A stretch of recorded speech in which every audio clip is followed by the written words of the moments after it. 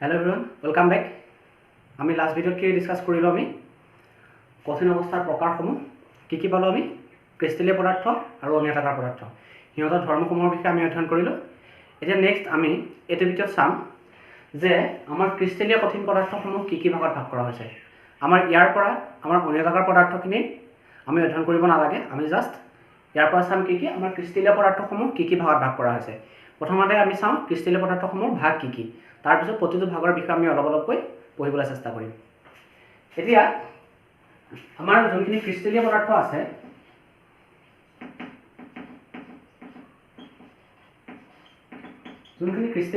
আছে সিহঁতক চাৰিটা ভাগত ভাগ কৰিছে। মেইনলি আমাৰ ইহঁতক কেইটা ভাগত চাৰিটা ভাগত ভাগ কৰিছে। চাৰিটা ভাগৰ পিছত আমি কি পাওঁ? আণৱিক কঠিন পদাৰ্থ, আয়নীয় কঠিন পদাৰ্থ, धातव कठिन पदार्थ और सहयोजी कठिन पदार्थ। ठीक है,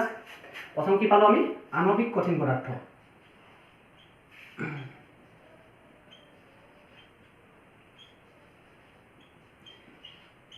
आणविक कठिन पदार्थ इहतक इंग्राजीत कोৱা হয় मलिकुलार सलिड। ठीक है, इहतक कोৱা হ'ব मलिकुलार सलिड।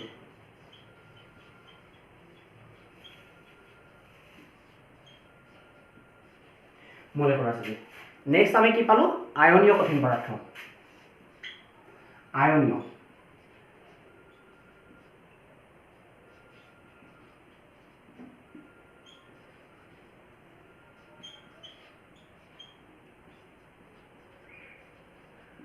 आयनीय कठिन पदार्थ इहतक कोৱা হয় आयनिक सलिड। आयनिक सलिड आयनीय कठिन पदार्थ। नेक्स्ट आमी पालो धातव कठिन पदार्थ।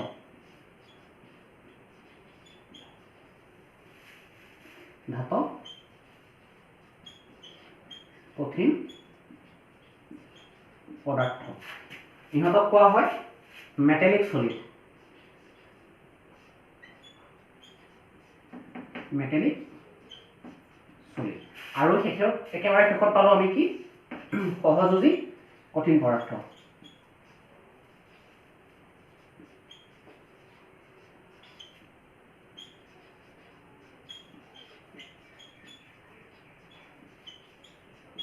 इहतक कोৱা হয় कोभेलेंट सलिड।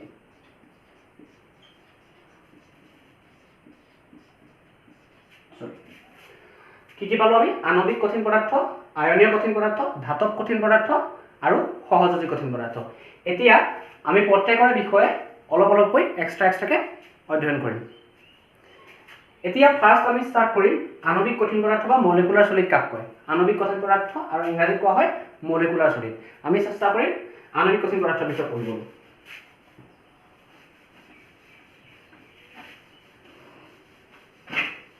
आणविक कठिन पदार्थ आणविक कठिन पदार्थ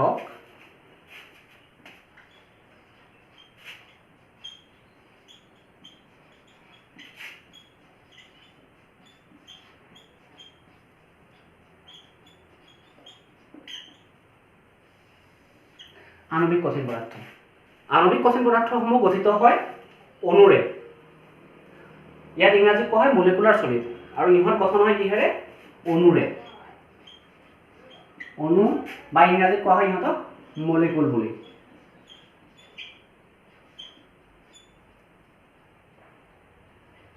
মলিকুল বুলি অণু বা মলিকুল লগ লাগি কি হয় আণবিক কঠিন পদাৰ্থসমূহ গঠন হয়। ইয়াৰ যোনটোৰ এটা অণুৰ আৰু আনটো অণুৰ মাজৰ যোনটো বল সেইটো কোৱা হয় ভান ডাৰ ওয়াল বল। কি বুলি কোৱা হয়? ভান ডাৰ ওয়াল বল বা ইংৰাজীত কোৱা হয় ভান ডাৰ ওয়াল ফোৰ্স। ঠিক আছে, অসমীয়াত কোৱা হয় ভান ডাৰ ওয়াল বলস আৰু ইংৰাজীত কোৱা হয় ভান ডাৰ ওয়াল ফোৰ্স। এতিয়া আমি চাম ভান ডাৰ ওয়াল ফোৰ্স মানে কি।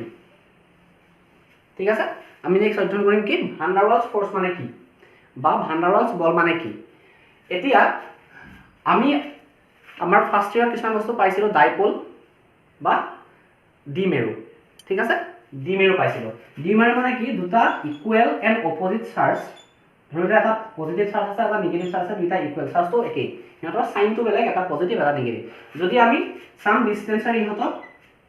সেপাৰেট কৰি ৰাখো তেতিয়া এটো কোৱা হয় দ্বিমেৰু ঠিক আছে আমাৰ কি বুলি কোৱা হয় যেতিয়া এটা পজিটিভ চাৰ্জ আৰু এটা নিগেটিভ চাৰ্জক এটা ধনাত্মক আধান আৰু এটা ঋণাত্মক আধানত আমি কি কৰিম এটা সাম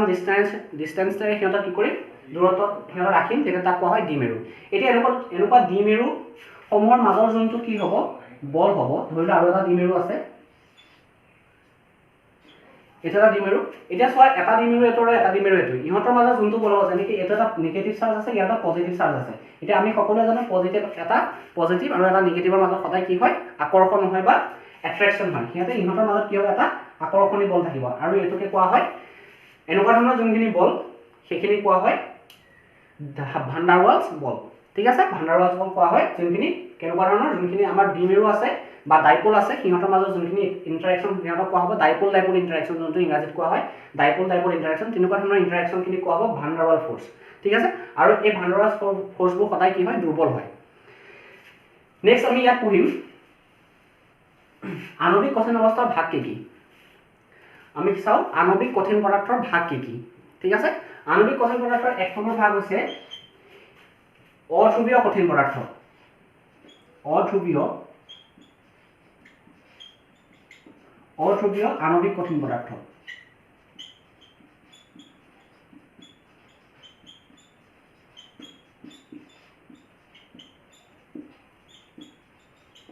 অধ্ৰুৱীয় আণবিক কঠিন পদাৰ্থ ইংৰাজী কোৱা হ'ব নন পোলাৰ মলিকুলাৰ সলিড ঠিক আছে ইয়াত কি বুলি কোৱা হ'ব নন পোলাৰ মলিকুলাৰ সলিড ইয়াৰ উদাহৰণ হ'ল আমাৰ যোনখিনি হাইড্ৰোজেন মলিকুল আছে H2 হওক বা ক্লোৰিন হওক বা অক্সিজেন হওক বা নাইট্ৰজেন হওক যিখিনি একে ধৰণৰ অণু দ্বাৰা গঠিত হয় সিহঁতক কি বুলি কোৱা হয় ধৰি লোৱা এটা হাইড্ৰোজেন এটম এটা আছে আৰু এটা হাইড্ৰোজেন এটম এটা আছে সিহঁতৰ এটো গঠনক কি বুলি কোৱা হ'ব অধ্ৰুৱীয় আণবিক কঠিন পদাৰ্থ কাৰণ কিয় চোৱা আমি আগতে এটা টাৰ্ম পাই আহিছো বিদ্যুৎ ঋণাত্মকতা বা ইলেক্ট্ৰনিগেটিভিটি এটা বিদ্যুৎ ঋণাত্মকতা বা ইলেক্ট্ৰনিগেটিভিটি মানে কি যেতিয়া কি হয় ইয়াৰ ডেফিনিশনটো হ'ল বিদ্যুৎ ঋণাত্মকতা বা ইলেক্ট্ৰনিগেটিভ ডেফিনিশন হ'ল যেতিয়া আমাৰ বান্ধনীত থকা ইলেক্ট্ৰন এটা নিজৰ গ্ৰাফলে টানিব পৰা ক্ষমতাটো কোনোবা এটা এটমৰ বা পৰমাণুৰ বান্ধনীত থকা ইলেক্ট্ৰনটো নিজৰ গ্ৰাফলে টানিব পৰা বলটোকে কি বুলি কোৱা হয় বিদ্যুৎ ঋণাত্মকতা বা ইংৰাজীত ইয়াৰ ডেফিনিশন হ'ব it is the tendency of an atom to attract the shared pair of electron towards itself ঠিক আছে এতিয়া আমাৰ যেহেতু ইয়াত দুইটা পৰমাণু হাইড্ৰোজেনে আছে অণুৱে হাইড্ৰোজেনে আছে পৰমাণু এতিয়া কি হ'ব ইয়াৰ আৰু ইয়াৰ যেহেতু বিদ্যুৎ ঋণাত্মকতাটো একেই হাইড্ৰোজেন দুইটা একে পৰমাণুৰে গঠিত সেইকাৰণে ইহঁতৰ বিদ্যুৎ ঋণাত্মকতাটো একেই যাৰ ফলত কি হ'ব চাবা ইয়াৰ বান্ধনীত থকা আমি জানো এটা বান্ধনীত থকা দুটা ইলেক্ট্ৰন থাকে এই দুটা ইলেক্ট্ৰন এই দুটাৰ পৰা সম দূৰত্বত থাকিব যাৰ ফলত কি হ'ব এফালেও নাযায় ইলেক্ট্ৰনটো এফালেও নাযায় যাৰ ফলত ইয়াত কোনো ধৰণৰ মেৰুৰ সৃষ্টি নহয় ঠিক আছে ইয়াত কোনো ধৰণৰ মেৰুৰ সৃষ্টি নহয় সেইকাৰণে ইয়াক কোৱা হয় অধ্ৰুৱীয় আণবিক কঠিন পদাৰ্থ ইয়াৰ উদাহৰণ আমি কি পালো হাইড্ৰোজেন ক্লোৰিন অক্সিজেন নাইট্ৰজেন এইখিনি ঠিক আছে নেক্সট ইয়াৰ উদাহৰণ আহিব ধ্ৰুৱীয় আণবিক কঠিন পদাৰ্থ ইয়াৰ নেক্সট যোনটো ভাগ আহিব সেইটো হ'ব ধ্ৰুৱীয় আণবিক কঠিন পদাৰ্থ এতিয়া ধ্ৰুৱীয় আণবিক কঠিন পদাৰ্থ মানে কি হ'ব চাবা ইয়াক ইংৰাজীত কোৱা হয় পোলাৰ মলিকুলাৰ সলিড পোল য'ত পোল ক্ৰিয়েট হ'ব যেতিয়া আমাৰ দুটা বেলেগ ইলেক্ট্ৰনিগেটিভিটি থকা এটম বা বেলেগ বিদ্যুৎ ঋণাত্মকতা থকা এটম ইয়াত বান্ধনীৰ দ্বাৰা লগ হৈ থাকিব যেনেকৈ আমি ধৰি ললো HCl আমি সকলোৱে জানো হাইড্ৰোজেন ক্লোৰাইড ইয়াত কি হ'ব আমি জানো যে ক্লোৰিনৰ ইলেক্ট্ৰনিগেটিভিটি বা বিদ্যুৎ ঋণাত্মকতা হাইড্ৰোজেনতকৈ বেছি আমাৰ পেৰিয়ডিক টেবলত যিমানখিনি এলিমেন্ট আছে সকলোতকৈ যোনখিনি হেলোজেন ফেমিলি আছে হেলোজেন আমি কি পাওঁ যোনখিনি আমাৰ 17 নম্বৰ বৰ্গৰ মূল আছিল যেনেকৈ ফ্লোৰিন ক্লোৰিন ব্ৰোমিন আয়োডিন এইখিনি কি হ'ব ইহঁতক আমি হেলোজেন বুলি কওঁ ঠিক আছে হেলোজেন সমূহৰ বিদ্যুৎ ঋণাত্মকতা আমাৰ পেৰিয়ডিক টেবলৰ সকলোতকৈ বেছি পৰ্যাপিত তালিকাৰ সকলো মূলতকৈ আমাৰ এই 17 বৰ্গৰ মূল হেলোজেনখিনি ইহঁতক কোৱা হয় হেলোজেন বুলি কোৱা হয় ইহঁতক হেলোজেন সমূহৰ বিদ্যুৎ ঋণাত্মকতা আটাইতকৈ বেছি সেইকাৰণে কি হয় ইহঁতে কি কৰিব পাৰে আমাৰ বান্ধনীত থকা ইলেক্ট্ৰন নিজৰ গ্ৰাফলৈ বেছিকৈ টানিব পাৰে আৰু এটা কথা এই হেলোজেন সমূহৰ ভিতৰত আটাইতকৈ ইলেক্ট্ৰনিগেটিভ হ'ব এলিমেন্ট ফ্লোৰিন ঠিক আছে হেলোজেন সমূহৰ ভিতৰত আটাইতকৈ বেছি ইলেক্ট্ৰনিগেটিভ হ'ব ফ্লোৰিন অৰ্থাৎ ফ্লোৰিন আমাৰ পৰ্যাবৃত্ত তালিকাৰ সকলো মৌলতকৈ ইয়াৰ ইলেক্ট্ৰনিগেটিভিটি বেছি বা বিদ্যুৎ ঋণাত্মকতা বেছি এতিয়া ইয়াত কি হ'ব চাবা যেতিয়া আমাৰ হাইড্ৰোজেন এটা বা এটা ক্লোৰিন দুটা বেলেগ বেলেগ মৌল এটা বান্ধনীৰে লগ হৈ থাকিব ইয়াত কি হ'ব ক্লোৰিনৰ যেহেতু বিদ্যুৎ ঋণাত্মকতা বেছি সি ইয়াত বান্ধনীত থকা ইলেক্ট্ৰনটো নিজৰ ফালে বেছিকৈ টানিব যাৰ ফলত ইয়াৰ ইলেক্ট্ৰনটো কি হ'ব ক্লোৰিনৰ ফালে চাপি আহিব এতিয়া ইলেক্ট্ৰনত যেহেতু নিগেটিভ চাৰ্জ থাকে বা ঋণাত্মক আধান থাকে সেইকাৰণে কি হ'ব চাবা আমাৰ ইয়াত এটা সৰু নিগেটিভ চাৰ্জ হ'ব কাৰণ কিয় ই ইলেক্ট্ৰনটো নিজৰ ফালে বেছিকৈ টানিছে যাৰ ফলত ইয়াৰ পৰা এটা সৰু নিগেটিভ চাৰ্জ প্ৰডিউস হ'ব আৰু ইয়াৰ পৰা এটা সৰু পজিটিভ চাৰ্জ হ'ব এইটোৱে ডেল্টা বা ডেল্টা পজিটিভ ডেল্টা নিগেটিভ ডেল্টাতে কি বুজাইছে সৰু বা কম এনেকুৱা এটা ডেল্টা পজিটিভ বা ডেল্টা নিগেটিভ অনুগঠন এটা দুটা মেৰু গঠন হ'ব যাৰ ফলত কি হ'ব চাবা ধৰি লোৱা আৰু এটা মৌল আহিব আৰু এটা এনেকুৱা যদি অণু আহে হাইড্ৰোজেন ক্লোৰাইডৰ ইহঁত কি হ'ব তেতিয়া ইয়াতো ঠিক তেনেকৈ H delta positive delta negative থাকিব কাৰণ ইয়াৰ বিদ্যুৎ ঋণাত্মকতা বেছি এফালে টানিব ঠিক আছে যাৰ ফলত কি হ'ব ইহঁতৰ মাজতে এটা এট্ৰেক্টিভ ফোৰ্স থাকিব কাৰণ এটো পজিটিভ এটো নিগেটিভ যাৰ ফলত এটা ইহঁতে আন্তঃআণৱিক বলৰ দ্বাৰা সিহঁত বান্ধ খাই থাকিব আৰু সেইটোকে আৰু এনেকুৱা ধৰণৰ যোনবোৰ মৌল আছে সেইবোৰক কি বুলি কোৱা হ'ব অধ্ৰুৱীয় আণৱিক কঠিন পদাৰ্থ ইহঁতৰ কাৰণে কণ্ডিশ্যনটো কি হ'ব দুইটাৰ ইলেক্ট্ৰনিগেটিভিটি বেলেগ বা বিদ্যুৎ ঋণাত্মকতা বেলেগ থকা মৌল আমাৰ কি হ'ব লাগিব আমাৰ বান্ধনীৰ দ্বাৰা লগ হৈ থাকিব লাগিব ঠিক আছে ইয়াৰ পিছত নেক্সট আহিব আমাৰ হাইড্ৰোজেন বান্ধনীৰে যুক্ত কঠিন পদাৰ্থ আণৱিক কঠিন পদাৰ্থ হাইড্ৰোজেন বান্ধনী বা যেনেকৈ লিখিব পাৰোঁ হাইড্ৰোজেন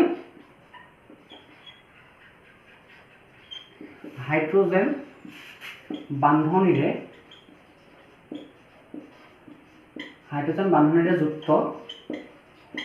কঠিন পদাৰ্থ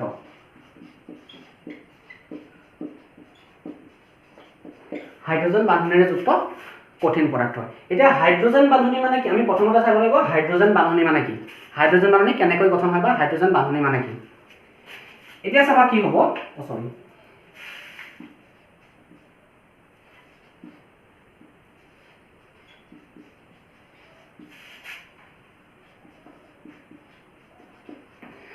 আমি প্ৰথমতে চাম হাইড্ৰোজেন বান্ধনী মানে কি এতিয়া হাইড্ৰোজেন বান্ধনী মানে কি আমাৰ যেনেকৈ পানীৰ মলিকুলখিনি আমাৰ দুটা যদি ৱাটাৰ মলিকুল থাকে ইহঁত কি হয় ইটোৱে সিটোৰ লগত কেনেকৈ লগ হৈ থাকে সেইটো আমি যদি চাওঁ তেতিয়া কি দেখা পাম চাবা আমি যদি এটা পানীৰ মলিকুল ৰাখো ইহঁতৰ শেপটো সদায় এনেকুৱা বেণ্ড আকৃতিৰ হয় এটা হাইড্ৰোজেন অণুৰ শেপটো সদায় বেণ্ড আকৃতিৰ ভি টাইপৰ হয় এটা কি হ'ব আমাৰ অক্সিজেনৰ বিদ্যুৎ ঋণাত্মকতা হাইড্ৰোজেনতকৈ বেছি ঠিক আছে আমাৰ সকলোতকৈ বেছি ফ্ল'ৰিনৰ তাৰপিছত আহে অক্সিজেনৰ ঠিক আছে অক্সিজেনৰ যেহেতু বিদ্যুৎ ঋণাত্মকতাটো বেছি এই বান্ধনীত থকা ইলেক্ট্ৰনটো কি কৰিব নিজৰ গাৰ ফালে বেছিকৈ থাকিব যাৰ ফলত ইয়াত কি হ'ব এটা ডেল্টা নিগেটিভ চাৰ্জ প্ৰডিউস হ'ব ইয়াত এটা ডেল্টা পজিটিভ ইয়াত ডেল্টা পজিটিভ ঠিক আছে নেক্সট যেতিয়া আৰু এটা পানীৰ মলিকুল আহিব তেতিয়া কি হ'ব ধৰি ললোঁ এইটো এটা পানীৰ মলিকুল ইয়াতো এটা আছে ইয়াত কি হ'ব চাবা ইয়াতো ঠিক তেনেদৰে ইয়াত ডেল্টা নিগেটিভ আহিব ইয়াত ডেল্টা পজিটিভ ইয়াত ডেল্টা পজিটিভ ঠিক আছে যাৰ ফলত চোৱা এইটো এটা হাইড্ৰোজেন মলিকুলত ডেল্টা পজিটিভ আছে ইয়াত অক্সিজেন মলিকুলত ডেল্টা নিগেটিভ আছে এতিয়া পজিটিভ নিগেটিভৰ মাজত এটা এট্ৰেক্টিভ ফোৰ্স বা আকৰ্ষণী বল থাকে আৰু ইয়াকে কোৱা হয় হাইড্ৰোজেন বান্ধনী বা H বান্ধনী বুলি ঠিক আছে ইয়াক কি বুলি কোৱা হ'ব হাইড্ৰোজেন বান্ধনী বা H বান্ধনী এতিয়া আমাৰ হাইড্ৰোজেন বান্ধনী হ'বৰ কাৰণে কণ্ডিশ্যনটো কি আমাৰ হাইড্ৰোজেনটো সদায় এটা বিদ্যুৎ ঋণাত্মক মৌল বা এটমৰ লগত কি হ'ব লাগিব বান্ধ খাই থাকিব লাগিব বা বান্ধনীৰে যুক্ত হৈ থাকিব লাগিব ঠিক আছে যেনেকৈ আমাৰ HF মলিকুলটো হাইড্ৰোজেন ফ্ল'ৰাইড ইয়াত কি হ'ব ফ্ল'ৰিনৰ লগত ডেল্টা নিগেটিভ আহিব ইয়াত ডেল্টা পজিটিভ আহিব বেলেগ এটা ফ্ল'ৰিনৰ ক্ষেত্ৰত যদি কি হয় ডেল্টা নিগেটিভ ডেল্টা পজিটিভ আহে কি হ'ব ইহঁতৰ হাইড্ৰোজেনৰ থ্ৰুদি কি হ'ব ইহঁতৰ ইয়াত ডেল্টা নিগেটিভ পজিটিভ নিগেটিভৰ মাজত আকৰ্ষণ হ'ব আৰু এইটোকে কোৱা হ'ব হাইড্ৰোজেন বান্ধনী আৰু এনেবোৰ মৌল যোনবোৰ হাইড্ৰোজেন বান্ধনীৰ দ্বাৰা লগ হৈ থাকে সিহঁতক কি বুলি ক'ব হাইড্ৰোজেন বান্ধনীৰে যুক্ত কঠিন পদাৰ্থ ঠিক আছে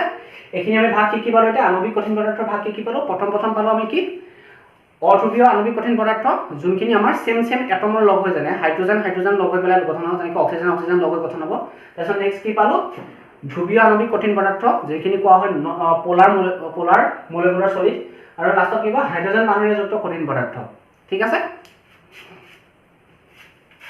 নেক্সট আমি পঢ়িব লাগিব আয়নীয় কঠিন পদাৰ্থ আয়নীয় কঠিন পদাৰ্থ আয়নীয়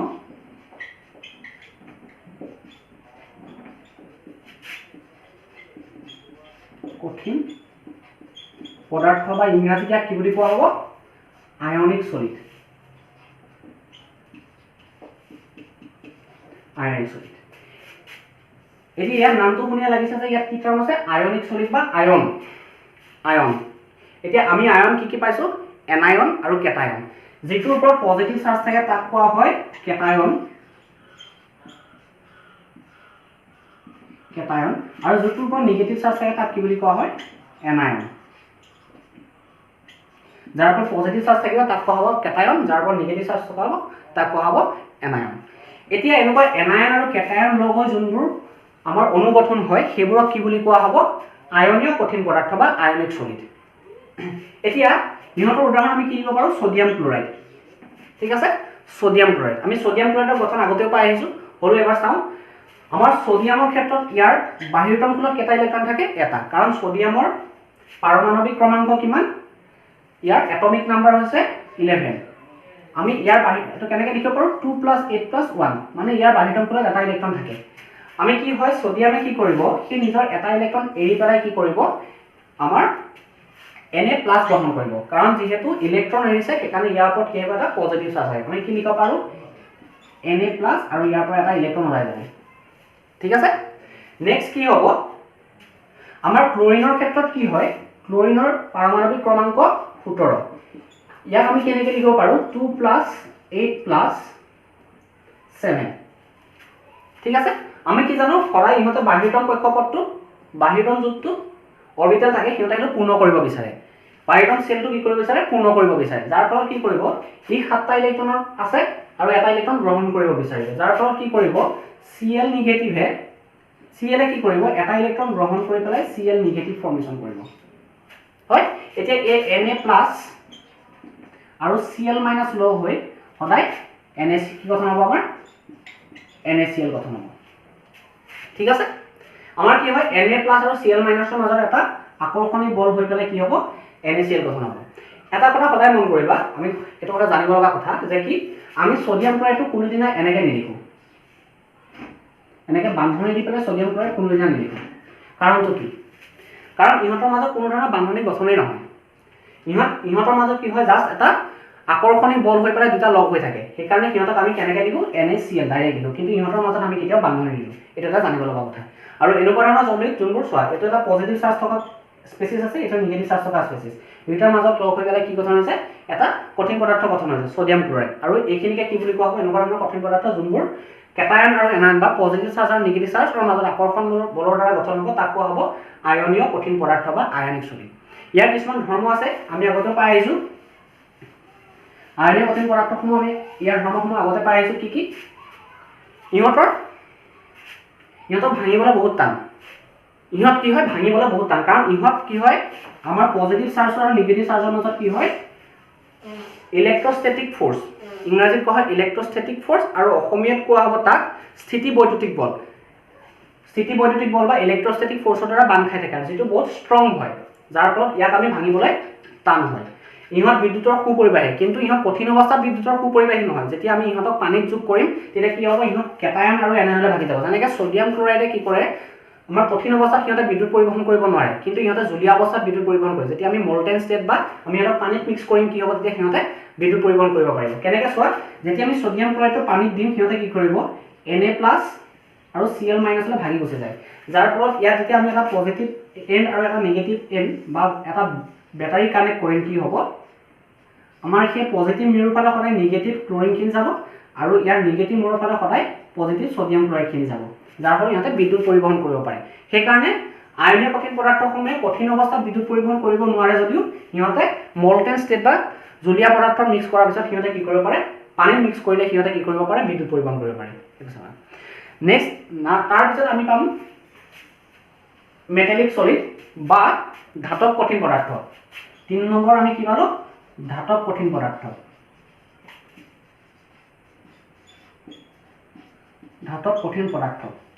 এতিয়া ধাতব কঠিন পদাৰ্থ মানে কি ধাতব মানে কি আমি দেখা পাইছো ধাতু যিখিনি ধাতু যেনেকৈ আমাৰ আয়ৰণৰ ৰড এটুকুৰা তাত কেৱল কি থাকে আয়ৰণৰ ৰড এটুকুৰা ল'লে আমি কি হয় তাত আয়ৰণে থাকে ইয়াত চব সকলো আয়ৰণ মলিকুলে থাকিব এটা কথাটো হ'ল আমি আইৰণ এটা আইৰণৰ লগত আন এটা আইৰণ কেনেকৈ বান্ধ খাই থাকে, কাৰণ ইহঁতটো আমি আইৰণৰ ৰডডাল আমি ভাঙিব নোৱাৰোঁ সহজে, বহুত টান বলৰ দ্বাৰা ইহঁতৰ এটা মলিকুলৰ লগত এটা মলিকুল লগ হৈ থাকে। আমি চাম ইহঁতে কেনেকৈ থাকে। চোৱা, আমি এটা প্ৰপাৰ্টি পাইছোঁ ধাতুসমূহৰ, সিহঁতে কি কৰিব পাৰে, নিজৰ ইলেক্ট্ৰনটো এৰি দিব পাৰে। ঠিক আছে, আমাৰ প্ৰতিটো ধাতুৱে কি কৰিব পাৰে, আইৰণে কি কৰিব পাৰে, নিজৰ ইলেক্ট্ৰনটো এৰি পেলাই Fe+ গঠন কৰিব পাৰে। কি হ'ব, প্ৰতিটো আইৰণে যদি নিজৰ ইলেক্ট্ৰনটো এৰি দিয়ে, ইয়াত এটা ইলেক্ট্ৰন থাকিব আৰু আইৰণ প্লাছ থাকিব। এই নিগেটিভ আৰু পজিটিভৰ মাজত এটা বহুত ষ্ট্ৰং ফ'ৰ্চ ক্ৰিয়েট হয়, যাৰ ফলত আমি ভাঙিব নোৱাৰোঁ সহজে।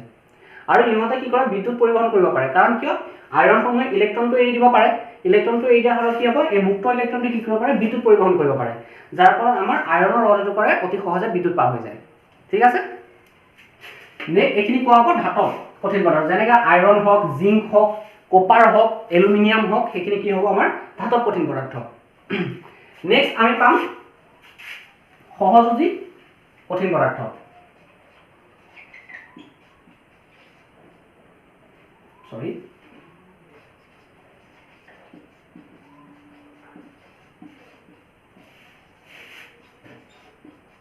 সহযোজী কঠিন পদাৰ্থ বা কোভেলেন্ট সলিড, ইংৰাজীত কোৱা হয় কোভেলেন্ট সলিড, অসমীয়াত কোৱা হয় সহযোজী কঠিন পদাৰ্থ। এতিয়া সহযোজী কঠিন পদাৰ্থ পঢ়াৰ আগতে আমি চাম সহযোজী বান্ধনী মানে কি। আমি ক্লাছ 10তো পাই আহিছোঁ সহযোজী বান্ধনী মানে কি, হ'লেও আমি আকৌ মেমৰাইজ কৰিবৰ কাৰণে এবাৰ চাওঁ। সহযোজী কঠিন পদাৰ্থ যদি ডেফিনিশ্যনটো চাব যাওঁ, যিবোৰ মানে সহযোজী বান্ধনী যদি আমি ডেফিনিশ্যনটো চাব যাওঁ, সহযোজী বান্ধনী কি হ'ব, আমাৰ ইলেক্ট্ৰন ভাগ বতৰা হয় যিবোৰ বান্ধনীৰ সৃষ্টি হয়, সিহঁতক কি বুলি কোৱা হ'ব, সহযোজী বান্ধনী। যেনেকৈ আমি মিথেনৰ গঠনটোত কি চাইছিলোঁ, যেতিয়া মিথেন মলিকুলটো গঠন হৈছিলে, ইয়াত চাবা কি হয়, আমাৰ কাৰ্বনৰ চাৰিফালে কি হয়, কাৰ্বনৰ বাহিৰ অংশত 4টা ইলেক্ট্ৰন থাকে। কাৰ্বনৰ চাৰিফালে কি হয়, 4টা ইলেক্ট্ৰন থাকে, আমি আগৰ পৰাই জানি আহিছোঁ। আমাৰ এতিয়া কি হ'ব, কাৰ্বনে নিজৰ বাহিৰ অংশত 8টা ইলেক্ট্ৰন পূৰ্ণ কৰিব বিচাৰে। সি কি কৰিব পাৰে, 4টা ইলেক্ট্ৰন হয় গ্ৰহণ কৰিব, নহয় 4টা ইলেক্ট্ৰন এৰি পেলাই আমি কি হ'ব, সুস্থি বিন্যাস 2 ল'ব বিচাৰে। এতিয়া কি হয়, কাৰ্বনে নিজৰ ইলেক্ট্ৰনখিনি এৰিব পাৰিব নে গ্ৰহণ কৰিব পাৰিব। চোৱা, কাৰ্বনৰ চাৰিওফালে যিহেতু 4টা ইলেক্ট্ৰন থাকে, আমি যদি ইয়াত 4টা ইলেক্ট্ৰন দি দিওঁ, আৰু আমি যদি ইয়াত আৰু 4টা ইলেক্ট্ৰন দি দিওঁ, চাৰিওফালে 4টা ইলেক্ট্ৰন যদি আমি অকল কাৰ্বনটোকে দি দিওঁ, কি হ'ব, কাৰ্বনৰ ভিতৰত এটা নিউক্লিয়াছ থাকে। আমি জানো নিউক্লিয়াছত পজিটিভ চাৰ্জ থাকে, আমাৰ যিমানটা প্ৰটন থাকে সিমানটা ইলেক্ট্ৰন থাকে, মানে যিমানটা নিগেটিভ চাৰ্জ থাকিব সিমানটা পজিটিভ চাৰ্জ থাকিব, যাৰ কাৰণে আমি এটম এটা সদায় ইলেক্ট্ৰিকেলি নিউট্ৰেল হয়। আমি যিটো কওঁ ইলেক্ট্ৰিকেলি নিউট্ৰেল, সি নিউট্ৰেল হয়, যিমানটা পজিটিভ আধান থাকে সিমানটা নিগেটিভ আধান থাকিব। এতিয়া কথা হ'ল, আমাৰ ইয়াত যদি 4টা পজিটিভ আধান থাকে আৰু ইয়াৰ চাৰিওফালে যদি 4টা নিগেটিভ আধান থাকে, সি তেতিয়া কি হয়, নিগেটিভ আধানকেইটা ধৰি ৰাখিব পাৰিব। কিন্তু ইয়াত যদি আমি আৰু 4টা দি দিওঁ, আমাৰ ইয়াত কি হ'ব, 8টা নিগেটিভ আধান আহি যাব। হয়, আমাৰ এই 4টা পজিটিভ আধানে 8টা নিগেটিভ আধানটো ধৰি ৰখাটো সম্ভৱ নহয়, যাৰ ফলত ই ইলেক্ট্ৰন গ্ৰহণ নকৰে। এতিয়া কথা হ'ল, সি ইলেক্ট্ৰন এৰিব পাৰিবনে নাই। যদি কাৰ্বনে নিজৰ 4টা ইলেক্ট্ৰন এৰিব লগা হয়, এটা বহুত ষ্ট্ৰং ফ'ৰ্চৰ দ্বাৰা এটা আমি কি কৰিব লাগিব, ইলেক্ট্ৰনকেইটা আঁতৰ কৰাব লাগিব। কাৰণ এটা ইলেক্ট্ৰন সহজে এৰি দিব, কিন্তু পাছৰ ইলেক্ট্ৰনটো সহজে এৰি দিব নোৱাৰিব। কাৰণ কিয়, যদি আমি 4টা পজিটিভ চাৰ্জ থাকে, যদি 4টা পজিটিভ চাৰ্জ থাকে, আমাৰ 4টা যদি নিগেটিভ চাৰ্জ থাকে, 4টা নিগেটিভ, এটাই নিগেটিভ চাৰ্জ সহজে এৰিব পাৰিব, কিন্তু পাছৰটো এৰিবলৈ যাওঁতে ইয়াত থকা 4টা পজিটিভ চাৰ্জে এবাৰ 3টা ইলেক্ট্ৰনক নিজৰ গাৰফালে টানিব, যাৰ ফলত পাছৰ ইলেক্ট্ৰনটো এৰি দিবলৈ টান হ'ব। যদি পাছৰ ইলেক্ট্ৰনটো কেনেবাকৈ এৰিব পাৰে, তাৰ পাছৰ ইলেক্ট্ৰনটো এৰিবৰ কাৰণে 4টা পজিটিভ চাৰ্জে 2টা নিগেটিভ চাৰ্জক টানি থাকিব, কাৰণ এটা বহুত ষ্ট্ৰং ফ'ৰ্চে টানি থাকিব, যাৰ ফলত পাছৰ ইলেক্ট্ৰনকেইটা এৰিব নোৱাৰে। সেইকাৰণে কাৰ্বনে কি কৰিব চাবা, কাৰ্বনে বেলেগৰ লগত ইলেক্ট্ৰন ভাগ বতৰা কৰিব। ধৰি লওক কাৰ্বন আছে, কাৰ্বনৰ চাৰিওফালে 4টা ইলেক্ট্ৰন আছে, আমাৰ ইয়াৰ চাৰিওফালে 4টা হাইড্ৰজেন এটম আহিলে। এতিয়া হাইড্ৰজেন এটমৰ চাৰিওফালে, হাইড্ৰজেন এটমৰ আমি জানো ইয়াত এটাকে ইলেক্ট্ৰন থাকে। এতিয়া কি কৰিব, হাইড্ৰজেনকো 2টা ইলেক্ট্ৰন লাগে, কাৰ্বনকো 4টা ইলেক্ট্ৰন লাগে। সিহঁতে কি কৰিব, নিজৰ মাজতে ভাগ বতৰা কৰিব, ক'ব যে তোৰ ইলেক্ট্ৰনকেইটা মোক দে, মোৰ ইলেক্ট্ৰনকেইটাও তই ল, আমি দুইটা ভাগ বতৰা কৰি পেলাই সুস্থিৰ হওঁচোন। এতিয়া চাবা কি কৰিব, কাৰ্বনে নিজৰ হাইড্ৰজেনৰ পৰা 2টা ইলেক্ট্ৰন ল'ব, এনেকৈ ইয়াৰ পৰা 2টা ইলেক্ট্ৰন ল'লে, ইয়াৰ পৰা 2টা ল'লে, ইয়াৰ পৰা 2টা ল'লে। চোৱা, এতিয়া হাইড্ৰজেনৰ 2টা ইলেক্ট্ৰন পূৰ্ণ হৈ গ'ল। নেক্সট কি কৰিব, কাৰ্বনে ইহঁতৰ প্ৰতিটোৰে পৰা ইলেক্ট্ৰন ভাগ বতৰা কৰিব। এইটো এতিয়া চোৱা কাৰ্বনৰ ক্ষেত্ৰত ইলেক্ট্ৰন চোৱা 1 2 3 4 5 6 7 8 কাৰ্বনৰ 8টা ইলেক্ট্ৰন কোন হৈ গ'ল হাইড্ৰজেন কাৰ্বনো হ্যাপি হাইড্ৰজেনো হ্যাপি দুইটাৰে খুচি বিন্যাস লাভ কৰিলে সেইকাৰণে আমি মিথেনটো কেনেকৈ লিখো 4টা বান্ধনি দি গলে এনেকৈ মিথেনটো লিখো ঠিক আছে এইখিনি মিথেন এতিয়া সহজ আমাৰ এটা চাবা এনেকুৱা ধৰণৰ সহযোজী বান্ধনি গঠন হয় যিখিনি পদাৰ্থ গঠন হয় যিখিনি কঠিন পদাৰ্থ গঠন হ'ব সিহঁতক কোৱা হ'ব সহযোজী কঠিন পদাৰ্থ বা আমি ইংৰাজীত কম কোভেলেন্ট সলিড বা আৰু এই বণ্ডখিনি কোৱা হ'ব যেহেতু দুটা এটা বণ্ডত দুটা ইলেক্ট্ৰন থাকে সেইকাৰণে আমি দুটা ইলেক্ট্ৰনৰ ঠাইত এটা বণ্ড দিছো আৰু এনেকুৱা ধৰণৰ বণ্ডখিনি কি বুলি কোৱা হ'ব কোভেলেন্ট বণ্ড বা অসমীয়াত কোৱা হ'ব সহযোজী বান্ধনি সহযোজী বান্ধনি ঠিক আছে এতিয়া ইয়াৰ সহযোগী বান্ধনিৰ উদাহৰণ হ'ল ডায়মণ্ড আৰু গ্ৰেফাইট আমি সকলোৱে জানো ডায়মণ্ড আৰু গ্ৰেফাইট ডায়মণ্ড আৰু কাৰ্বনেৰে গঠিত হয় আৰু গ্ৰেফাইটো আমাৰ কাৰ্বনেৰে গঠিত হয় এটা কথাটো হ'ল আমি জানো ডায়মণ্ডটো ষ্ট্ৰংগেষ্ট বহুত কঠিন হয় আৰু ই বিদ্যুৎ পৰিবহন কৰিব নোৱাৰে কিন্তু গ্ৰেফাইটে বিদ্যুৎ পৰিবহন কৰিব পাৰে কাৰণটো কি চাবা আমাৰ সহজে প্ৰথম পদাৰ্থ যদি উদাহৰণ লিখিব আমি কি লিখিম ডায়মণ্ড হীৰা আৰু গ্ৰেফাইট আমি জানো গ্ৰেফাইটটো কি আমাৰ কাঠ পেন্সিলৰ ভিতৰত যোনটো কোলা পদাৰ্থ থাকে কাৰ্বনেৰে গঠিত সেইটো কোৱা হয় গ্ৰেফাইট ঠিক আছে আমি সেইটো সহজে ভাঙি দিব পাৰো কিন্তু আমি কি কৰিব নোৱাৰো যোনখিনি ডায়মণ্ড থাকে আমি সেইটো সহজে ভাঙিব নোৱাৰো ঠিক আছে নেক্সট কি আমাৰ ডায়মণ্ডৰ ক্ষেত্ৰত কি হয় সিহঁতে বিদ্যুৎ পৰিবহন কৰিব নোৱাৰে কিন্তু গ্ৰেফাইটে বিদ্যুৎ পৰিবহন কৰিব পাৰে কাৰণটো কি চাওঁ আমি যদি চাব যাওঁ ডায়মণ্ডৰ গঠনটো যদি চাব যাওঁ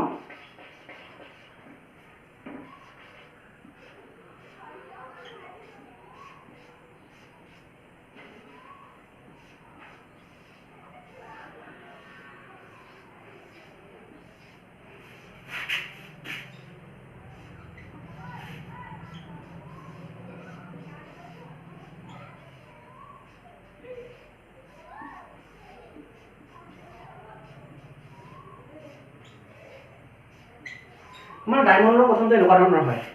ডায়মণ্ডত কি হয় চাবা এটা কাৰ্বন পৰমাণু সদায় 4টা কাৰ্বন পৰমাণুৰ লগত সহযোজী বান্ধনি গঠন কৰি থাকে ঠিক আছে মানে কি হয় আমাৰ ইয়াৰ 4টা এটা কাৰ্বনৰ 4টা ইলেক্ট্ৰন থাকে বাহিৰতম খোলত বাকি ইয়াত থকা 4টা কাৰ্বনৰ লগত কি ভাগ বতৰা কৰি পেলাই 4টা বান্ধনি গঠন কৰে এতিয়া ইয়াত কি হয় চাবা ইয়াৰ কাৰ্বনৰ বাহিৰতম খোলত আৰু মুক্ত ইলেক্ট্ৰন নাথাকে কাৰণ 4টা আছে 4টাই বান্ধনি সোমাই গ'ল যাৰ ফলত ইয়াৰ মুক্ত ইলেক্ট্ৰন নাথাকে আৰু আমাৰ যিকোনো এটা পৰিবাহীত আমাৰ বিদ্যুৎ পৰিবহন কিহে কৰে ইলেক্ট্ৰনৰ থ্ৰুদি হয় যাৰ ফলত ইয়াত কোনো ধৰণৰ মুক্ত ইলেক্ট্ৰন নাথাকে কাৰণ কিয় প্ৰতিটো কাৰ্বনৰ চাৰিওফালে 4টা ইলেক্ট্ৰন থাকে ইহঁতে 4টা ইলেক্ট্ৰনে বান্ধনি সোমাই আছে যাৰ ফলত এটা কাৰ্বনৰ হাতত কোনো ধৰণৰ ইলেক্ট্ৰন মুক্ত ইলেক্ট্ৰন নাই যাৰ ফলত কি হয় ই বিদ্যুৎ পৰিবহন কৰিব নোৱাৰে কিন্তু যদি আমি গ্ৰেফাইটৰ গঠনটো চাব যাওঁ গ্ৰেফাইটৰ ক্ষেত্ৰত কি হ'ব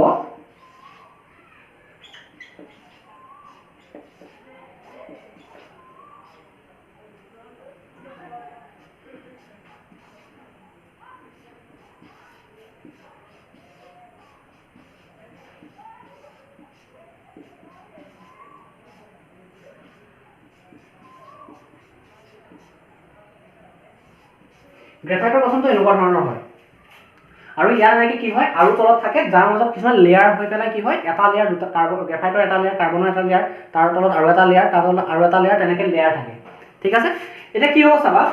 ইয়াত চোৱা প্ৰতিটো কাৰ্বন পৰমাণু এইখিনিও তেনেকৈ 3টাৰ লগত লগ হৈ থাকিব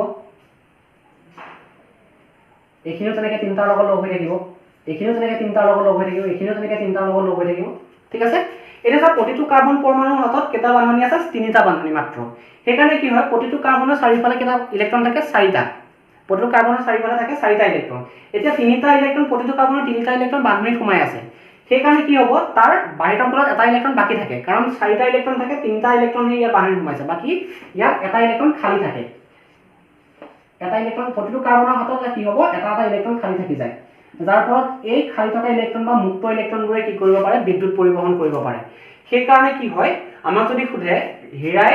ডায়মণ্ডে বিদ্যুৎ পৰিবহন কৰিব নোৱাৰে কিন্তু গ্ৰেফাইটে পাৰে কিয় কাৰণটো কিয় কাৰ্বনৰ যোনখিনি ষ্ট্ৰাকচাৰ হয় যোনটো গঠন হয় এইটো টেট্ৰাহেড্ৰেল হয় আৰু প্ৰতিটো কাৰ্বনৰ আৰু ই 4টা বান্ধনিৰে বান্ধ খাই থাকে যাৰ ফলত কি হ'ব ইহঁতে কি কৰিব নোৱাৰে ইহঁতৰ চাৰিওফালে মুক্ত ইলেক্ট্ৰন নাথাকে, যাৰ ফলত ইহঁতে বিদ্যুৎ পৰিবহন কৰিব নোৱাৰে। কিন্তু গ্ৰেফাইটৰ ক্ষেত্ৰত কি হ'ব চাবা, গ্ৰেফাইটে কি কৰিব পাৰে, নিজৰ ইলেক্ট্ৰন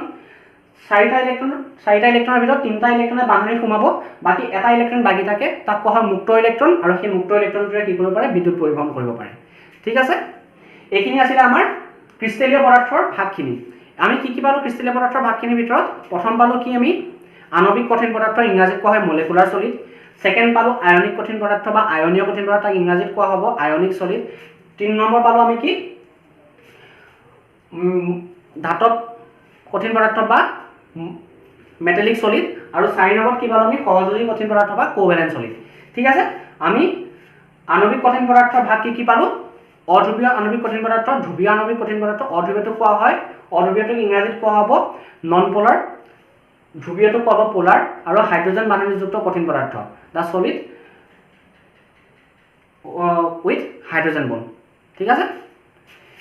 এতিয়া আমি ইয়াৰ পৰা নেক্সট ভিডিঅ'ত কি কৰিম, আমাৰ ক্ৰিষ্টেলসমূহ কেনেকৈ গঠন হয়, একক কোষ কাক কয়, আমাৰ মেইন কুৱেশ্যন আহে তাৰ পৰা। এইখিনিৰ পৰা তোমালোকৰ ইমান কুৱেশ্যন নাহে, হ'লেও জানি থোৱাটো আমাৰ দৰকাৰ, কেতিয়াবা আহিব পাৰে। কিন্তু আমাৰ মেইন কুৱেশ্যন আহিব তোমালোকৰ নেক্সট পাৰ্টৰ পৰা। নেক্সট পাৰ্টত আমি কি পাম, ক্ৰিষ্টেল এটা কেনেকৈ গঠন হয়, তাত কি আছে, আমাৰ একক কোষ কাক কয়। ঠিক আছে, নেক্সট আমি FCC লেটিছ পাম, BCC লেটিছ পাম, পৃষ্ঠকেন্দ্ৰিক, দেশকেন্দ্ৰিক, সৰল একক কোষ কি হয়, আমি গোটেইখিনি পঢ়িম। সেইকাৰণে যদি ভিডিঅ'টো ভাল পালে তেতিয়া লাইক কৰিব, কমেণ্ট কৰিব, ছাবস্ক্ৰাইব কৰি দিব, আৰু নেক্সট ভিডিঅ'লৈ অপেক্ষা কৰক। ধন্যবাদ।